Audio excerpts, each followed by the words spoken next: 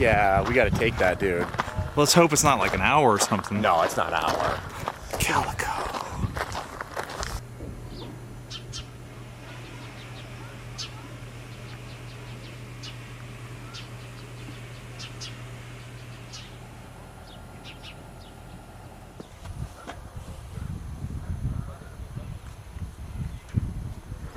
Through old Calico.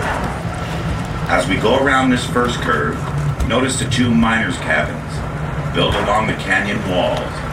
As cool as they appear, they were ideal for the hot summers and cold winters here at Calico.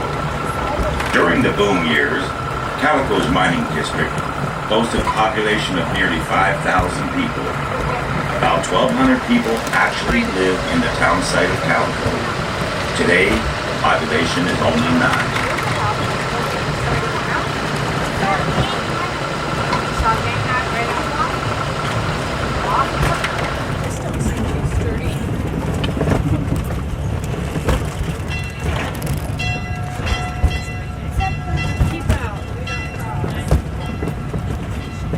Apparently they have a truck box on their little 1800s or shack.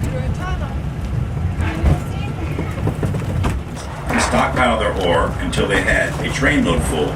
Then it was shipped to a processing mill on a train similar to the one you're riding on now.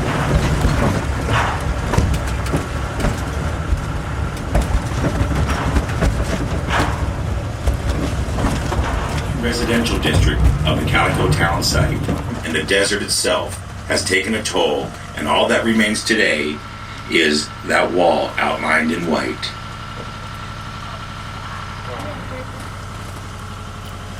As we pause here, take a look at the top of King Mountain, where your engineer is now pointing.